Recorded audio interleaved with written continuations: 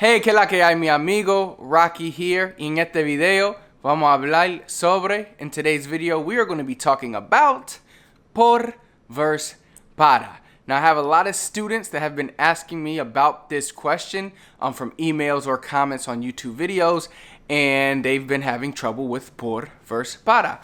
And a lot of students do because it can get confusing. Now, if you don't know por versus para, por and para, they both mean for. Okay, so for is por is para. But when do you use por? When do you use para? Well, in today's video, that's what I'm going to be discussing. I'm going to be helping you know when to use either one. I even put together a little presentation for you that will help you follow along in this video. So stay tuned. Let's get straight into it. So as I mentioned, I have my computer with me. I'm going to share a little presentation I made for you. It's not really beautiful or anything. It's really basic, but I really think it's going to help you understand para better and understand por better. So let me share my screen with you. So first, we are going to discuss the word para. All right, so para means for. If you translate it directly, it does mean for, but it also is used in other instances. So it doesn't necessarily just translate to for to mean for. And you'll see what I mean in a second. And por is the same thing. It translates to for sometimes, but it also translates to other things. And that's why it can get difficult to know which one to use. Because Spanish is not as black and white as English, where it's just for. Para can mean for. It can mean other things as well. Por can mean for. It can mean by. So there can be some confusion at times. So yeah, let me share my screen with you. First, we're covering para. Now, the first instance for para would be destination. Okay, so in this instance, it doesn't really translate to for, but this is when you would use the word para. So you'll hear me say this a lot. I always use para for a destination. So we are taught in school to say, like if I say voy a la discoteca, we always use a. But native speakers, a lot of times we use para instead of a. So we say voy para la discoteca. Or if you're Caribbean Spanish like me, I say voy pa la discoteca. But so para is used for destination. Anytime you're going somewhere, you're going to a destination. Ellas van para Colombia. They're going to Colombia. So you would implement para after ir. So instead of ir a, you would say ir para to go to a destination. So that's one use of para. You would use para for destination. Now, as you see, para doesn't only mean for.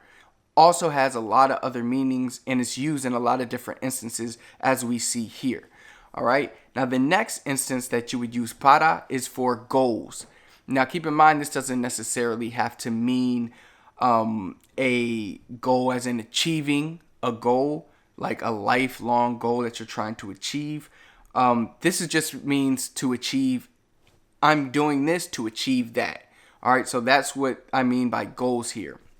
So, for instance, estoy entrenando para bajar el peso. I'm training to lose weight. And if you wanted to say, does para mean for, you could say, I'm training for to lose weight. So what are you doing it for? To lose weight. Estoy entrenando para bajar el peso. Now, it wouldn't exactly translate to that. You wouldn't have to implement for. This just means I'm training to lose weight.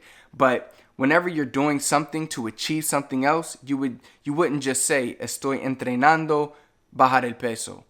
You wouldn't say that. You would have the para plus the infinitive. So you would have para bajar el peso. Another example, and you can see here, this is not really a goal, but we're trying to achieve something. Estoy llamando para hablar contigo. I'm calling to talk to you.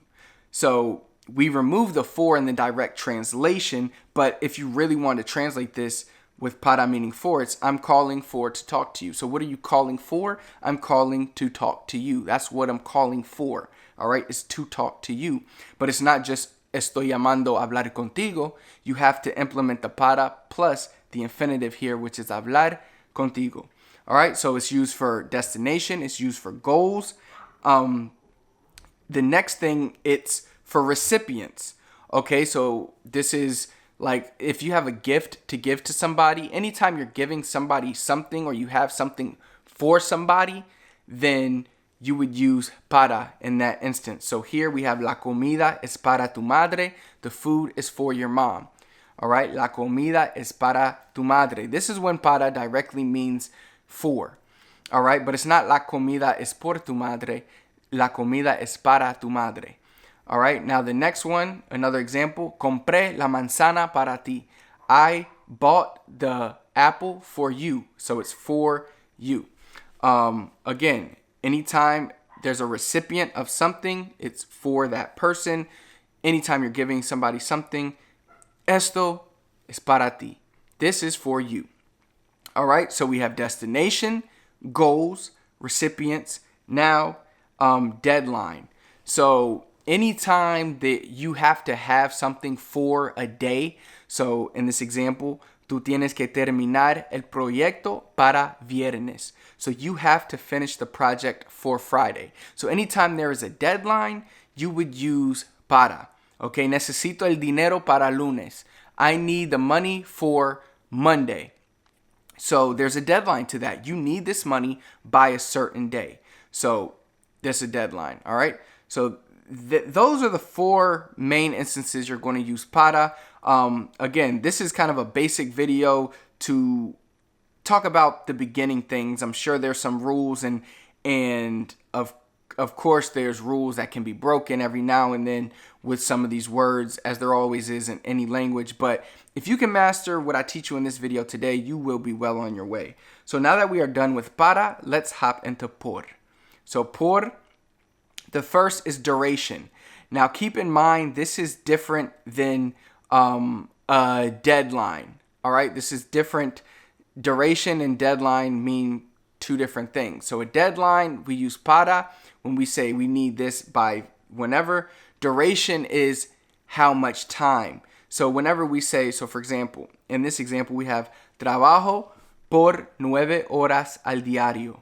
All right, so trabajo por 9 horas al diario. So I work for 9 hours a day.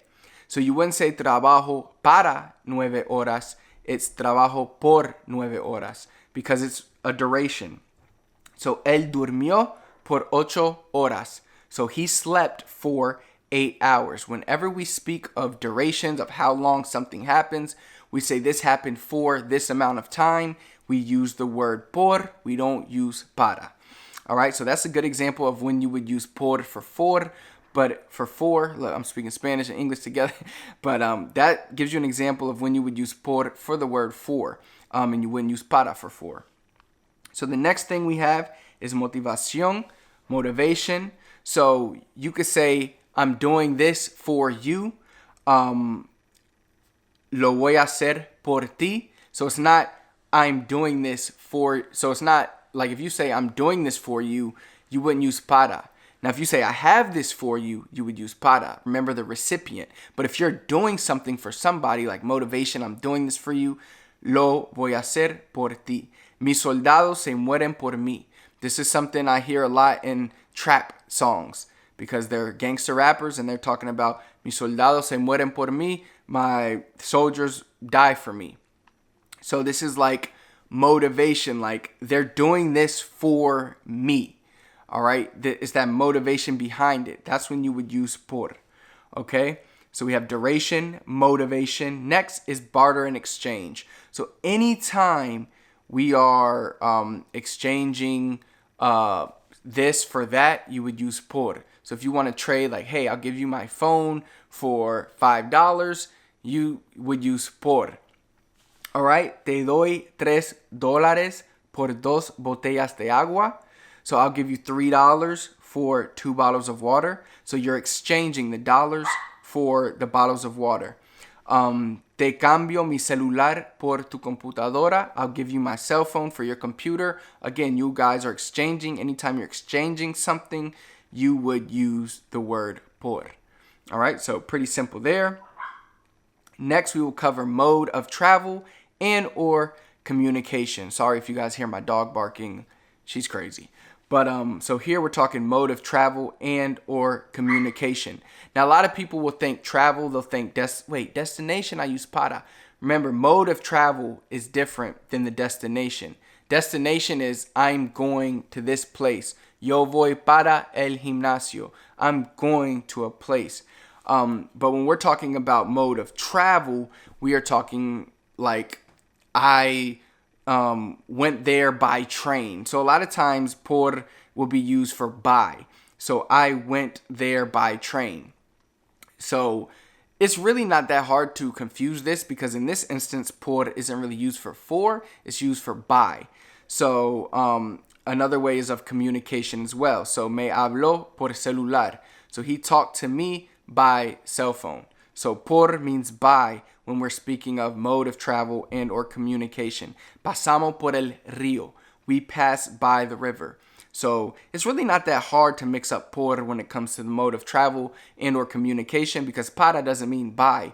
Por means by. So anytime you say I traveled by train, I traveled by airplane, I passed by this, I passed by that, then you would use the por.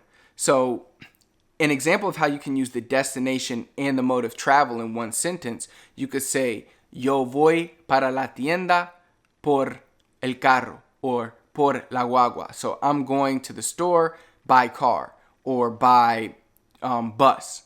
All right, so mode of travel and or communication, you would use by. I talked to him by the cell phone. I passed by this. I passed by that. And you would use por for by. All right, next, let's cover some frases de para. So we have para ti, which is for you. Again,